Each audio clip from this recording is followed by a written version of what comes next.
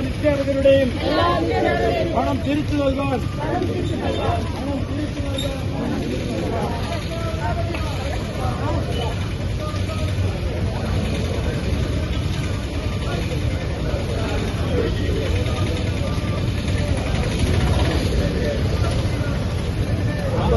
തട്ടിപ്പിനെതിരെ സമഗ്രമായ അന്വേഷണം നടത്തുക.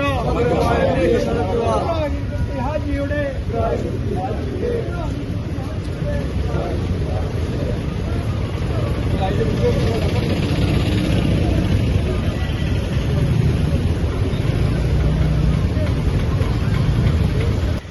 പലിശ കൊടുക്കുന്നത് പിന്നെ നിന്നു. അതുവരെ എല്ലാവർക്കും നിക്ഷേപകർക്ക് അത്യാവശ്യം പലിശ കൊടുത്തിട്ടുണ്ട്. ആ പലിശ കൊടുക്കൽ നിർത്തലാകുന്നതോടുകൂടിയാണ് അത്യാവശ്യം പ്രതിഷേധങ്ങളും പ്രശ്നങ്ങളും ഒക്കെ ഉയർന്നു വരുന്നത്.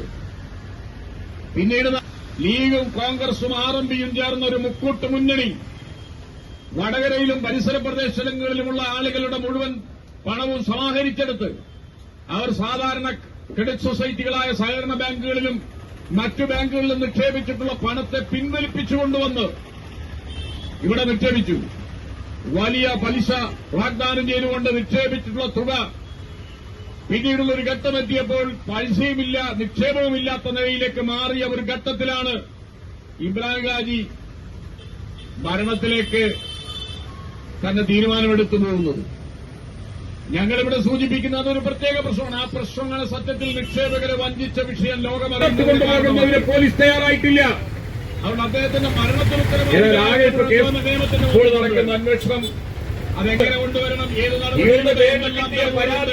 നടപടി സ്വീകരിച്ചിട്ടുണ്ട്, പോലീസിന്റെ ആ നടപടിയുടെ മുകളിൽ ഈ അന്വേഷണത്തിന്റെ ഭാഗമായ റിപ്പോർട്ട് നമ്മുടെ സംസ്ഥാനത്ത് സഹകരണ വകുപ്പിന്റെ വകുപ്പുകളൊക്കെ ഉണ്ട്. സ്വാഭാവിക മരണം എന്ന് പറയുന്നത് മാത്രം ഈ സൊസൈറ്റിയിൽ നിക്ഷേപകരായി വന്നിട്ടുള്ള ഈ പണം തിരിച്ചു കൊടുക്കുന്നതിനുള്ള നടപടി സർക്കാർ ഇടപെടലിലൂടെ നടക്കണം. ഇബ്രാഹിം ഹാജിയുടെ മരണം ഞങ്ങളിക്കാൻ കഴിയുമോ എന്നൊക്കെയുള്ള സംശയം ഉണ്ടാവും. നമ്മുടെ നാട്ടിൽ നിങ്ങൾ ഓർമ്മയുണ്ടാകും, നൈരാശ്യം മൂലം ആരെങ്കിലും 3-4 വർഷങ്ങൾക്ക് അവിടെ ഭരണം നടത്തിക്കൊണ്ടിരിക്കുന്ന ഡയറക്ടർമാരിൽ ചിലരും ഉദ്യോഗസ്ഥന്മാരിൽ ചിലരും 5-10 കോടിയുടെ വലിയ അഴിമതി നടന്നു. ഉത്തരവാദികളല്ല. എന്നാൽ ഒരേ പ്രോപ്പർട്ടിയുടെ മുകളിൽ നിരവധി ആളുകൾ ലോൺ എടുക്കുക. പ്രോപ്പർട്ടി കൊണ്ടുപോയി വെച്ച് 2 ലക്ഷം രൂപ എടുത്താൽ എന്നാൽ ആ കേസ് അവിടുത്തെ ബാങ്കിലെ ജീവനക്കാർ അവിടുത്തെ ഭരണവുമായി ബന്ധപ്പെട്ടുകൊണ്ട് നിക്ഷേപകരെയും എല്ലാവരെയും 8 മണിക്കൂർ 2 ആഴ്ച കൊണ്ടാണ് 11 ഡയറക്ടർമാരെ അദ്ദേഹം സംസാരിക്കുന്നുണ്ടായിരുന്നു. അവരുടെ സ്വത്തുമാരുണ്ടായിരുന്നു. അവർ രേഖപ്പെടുത്തി വെച്ചിട്ടുണ്ട്. ഈ ബാങ്കിലെല്ലാം ഭരണമൊഴിയായി കൊള്ളയടിക്കാനുള്ള നടത്തലാണ് സൊസൈറ്റിയുടെ കാര്യങ്ങൾ നടക്കാത്തത്. പോലീസ് തയ്യാറായിട്ടില്ല. നടത്തലാണ് സൊസൈറ്റിയുടെ കാര്യങ്ങൾ നടക്കണമെങ്കിൽ റിസ്ക് ഫണ്ട് ബോർഡ് എന്ന് പറയുന്ന ഒരു സ്ഥാപനമുണ്ട്.